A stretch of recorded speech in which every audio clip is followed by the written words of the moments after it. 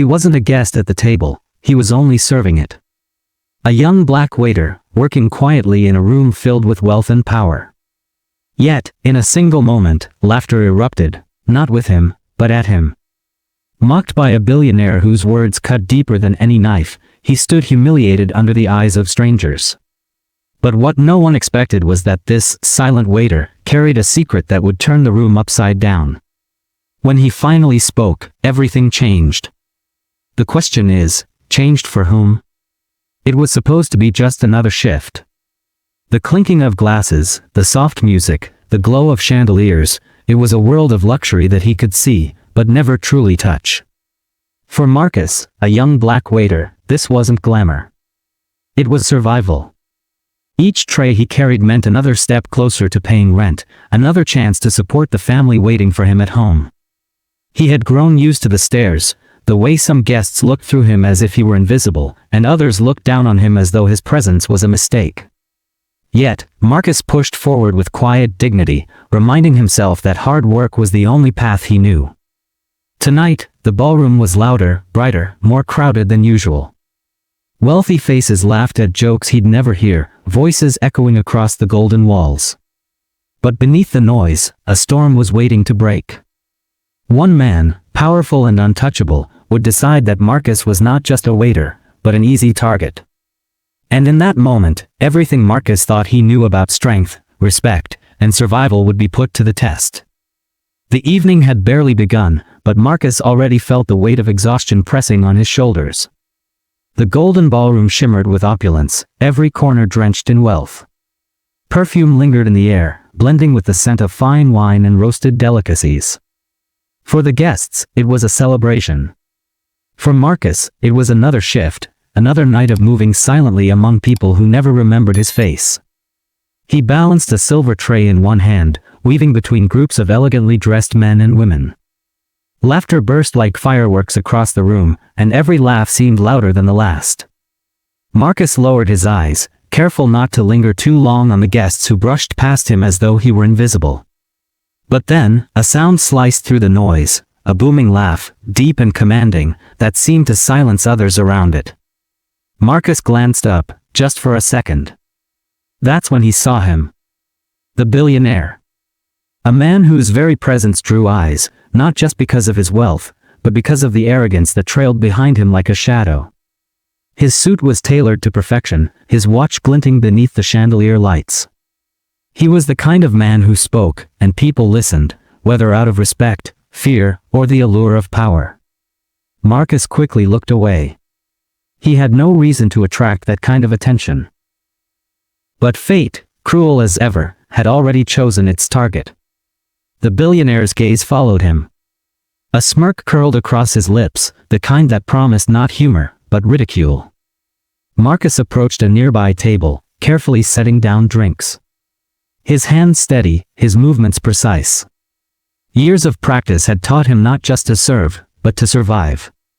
Yet tonight, his skill would not shield him. Look at him, the billionaire's voice thundered. It was loud enough to cut across the music, loud enough that heads turned. Marcus froze, every nerve in his body tightening. The guests around the billionaire chuckled politely, unsure of what was about to unfold. Marcus felt their eyes on him, felt the weight of curiosity mixed with condescension. The billionaire leaned back in his chair, his voice dripping with mockery. This one doesn't belong here. A black waiter in a hall of gold, tell me, is this service or charity? The laughter came quick, almost rehearsed. Marcus' stomach tightened. His chest burned with a familiar sting, the sting of being reduced to nothing more than the color of his skin.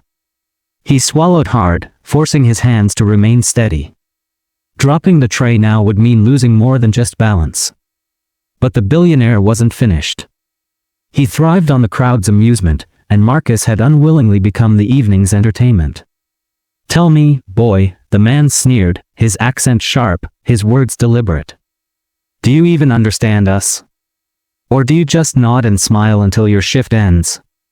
More laughter. Louder this time. The sound echoed against the ballroom walls, bouncing back at Marcus like waves of humiliation. Marcus' lips pressed together. His instinct screamed at him to stay silent, to endure. He had endured all his life. The stares on the street. The whispers in classrooms. The lowered voices at job interviews. Every moment had taught him the same lesson: silence keeps you safe. But safety tonight felt like a fragile thread, one the billionaire was determined to snap. The man leaned forward, his eyes narrowing as if studying a specimen. "Do you know what I see?" he asked the crowd, though his gaze never left Marcus. "I see someone out of place. A shadow in the light. And shadows," he paused, savoring the moment, "do not belong in the spotlight." The crowd erupted again. Glasses clinked. Shoulders shook with laughter. Some laughed because they found it amusing. Others laughed because silence in the presence of power felt dangerous. Marcus' ears rang. His vision blurred with heat rising behind his eyes. He thought of his mother, who worked 2 jobs to raise him.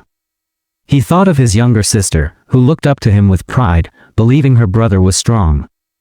He thought of every night he had promised himself that dignity was worth more than a paycheck. And yet here he was, standing motionless as strangers mocked not his work, but his very existence. The billionaire wasn't done. Cruelty rarely ended quickly. It fed on moments, on reactions, on silence. He snapped his fingers sharply. "Come closer, waiter. Let us hear your voice. Or is silence all you know?" The order sliced through Marcus like a blade. His feet felt heavy, but his body moved anyway, pulled not by choice, but by the magnetic force of power. He stepped forward, closer to the laughter, closer to the humiliation. The billionaire smirked, satisfied. "Tell us something. Anything. Impress us." His tone dripped with condescension, as though speaking was a trick Marcus could not possibly master. For a moment, Marcus' throat tightened. He wanted to speak, to lash out, to remind them all that he was more than what they chose to see. But he stayed silent. His silence stretched, heavy and suffocating, until the crowd shifted uncomfortably. The billionaire raised an eyebrow, feigning disappointment. "See? Nothing. Not even a word. A servant should know his place." The words hung in the air, heavier than the chandeliers above. And then, he laughed. A booming, careless laugh, followed by the chorus of his companions. Marcus turned his eyes downward, his tray trembling in his grip. Every fiber of his being screamed to walk away, to bury this moment and never return. But another voice whispered inside him, the voice of resilience, the voice that had carried him through years of being underestimated. It whispered, "Not this time." Marcus' lips parted, his breath steadying as he prepared to speak. But just as the words formed, the music swelled louder, cutting him off. A distraction. Guests moved past, chatter spilling into the silence between him and the billionaire. The moment was broken, but not gone. The tension only thickened. Because Marcus knew, this was far from over. And the billionaire? He knew nothing yet. Nothing of the secret Marcus carried, the one that would turn mockery into silence, and laughter into shock. The ballroom glittered on, unaware that the night was holding its breath. The music swelled again, violins carrying a melody meant to soothe the wealthy guests sipping champagne beneath golden light. But for Marcus, the sound was drowned out by the hammering of his own heartbeat. The tray in his hand felt heavier than ever, though it carried only half-empty glasses. His palms were damp, his throat dry, his chest burning with a storm he had spent a lifetime holding back. The billionaire leaned lazily in his chair, smirk still plastered on his face, as if he had already won something Marcus hadn't realized was a game. Around him, men and women of power shifted in their seats, their eyes not on the chandeliers, not on the music, but on Marcus, the waiter who had become tonight's spectacle. For a moment, Marcus thought of walking away. What was dignity compared to survival? He could stay silent, finish his shift, and disappear back into the shadows. No one would remember his face tomorrow. No one but him. And that was the problem. He would remember. He would remember the laughter, the mocking, the weight of every stare that told him he was less. He would remember, and that memory would burrow deep, poisoning the belief that he was worthy of respect. Not tonight. Marcus drew in a slow, steady breath. He lifted his head, not high, but just enough that his eyes locked with the billionaire's. It was a look not of defiance, but of quiet strength. And then, with a voice firm and clear, he spoke. But not in English. Not in whispers. In fluent, confident Chinese. The words rolled off his tongue with precision, each syllable sharp, controlled, impossible to dismiss. The room froze. The laughter stopped mid-breath. Glasses hovered in the air, suspended by hands suddenly too stunned to move. The billionaire's smirk faltered. His brows knitted in disbelief. The man who had ridiculed Marcus for being out of place now found himself stripped of his power in a language he thought belonged only to him. Marcus didn't rush. His voice carried evenly, the rhythm of his Chinese measured and steady, commanding attention. The very language the billionaire thought marked his superiority was now being spoken, flawlessly, by the man he mocked. The silence in the ballroom was deafening. Even the violins seemed to falter, the musicians stealing glances at the unfolding scene. Then came the first whisper from the crowd. Shocked, uncertain. He speaks Chinese, another voice followed, hushed but audible. Perfectly. The billionaire's jaw tightened. He sat up straighter, trying to gather the threads of control slipping from his grasp. He forced a chuckle, waving a hand as if this were nothing more than a coincidence. A trick, he muttered, his voice low but unconvincing. Just a trick. But no one laughed this time. Marcus' voice grew steadier, stronger, as he continued in Chinese, speaking words not of anger, not of insult, but of wisdom his mother had once told him. Words about dignity, respect, and the value of a man not being tied to his wealth or his skin, but to the content of his heart. Every syllable landed like a stone against the billionaire's pride. And the guests? They leaned in, drawn not just by the shock, but by the undeniable truth resonating in Marcus' tone. What had begun as entertainment had shifted into revelation. The spectacle had become a mirror, and in it, they no longer saw a powerless waiter, they saw a man dismantling arrogance with nothing but his voice. The billionaire's face flushed. He opened his mouth, searching for words in his native tongue, but the hesitation betrayed him. For the first time that evening, he looked small. Marcus lowered the tray in his hand, setting it gently on a nearby table. His posture straightened. His eyes, unwavering, stayed locked on the man who had tried to break him. He didn't need to raise his voice. The quiet confidence was enough. And then, he paused. The room hung in that pause, a collective breath held tight. The kind of silence that stretched seconds into eternity. Finally, Marcus shifted back into English, his voice calm yet cutting through the heavy air. Respect, he said simply. It costs nothing. Yet it can change everything. The words lingered, floating above the crowd like smoke that refused to vanish. The billionaire swallowed hard, his hands gripping the arms of his chair. He tried to speak, but the strength in his voice was gone. His arrogance, once towering, now crumbled under the weight of a truth he could not twist, a moment he could not erase. The guests turned their eyes not toward him, but toward Marcus. Some with shame for their earlier laughter. Some with admiration for a courage they themselves might never summon. And some with quiet awe at the resilience of a man they had dismissed. For Marcus, time seemed to slow.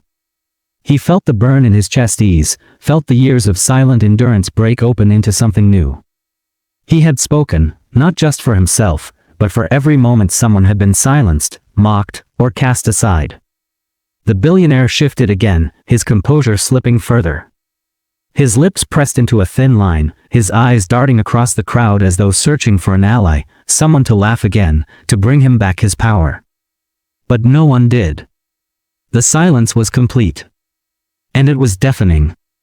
Marcus let the quiet stretch, savoring the weight of a reversal no wealth could buy.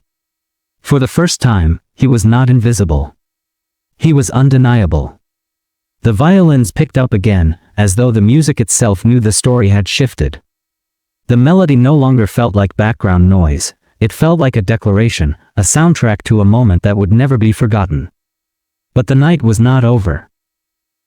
For while Marcus had reclaimed his dignity, while the crowd had fallen silent in awe, the question remained, what would happen next? Would the billionaire retaliate, desperate to claw back his pride? Would the crowd rally to Marcus' side, or would they shrink once again into the comfort of silence? The ballroom waited, the air thick with uncertainty.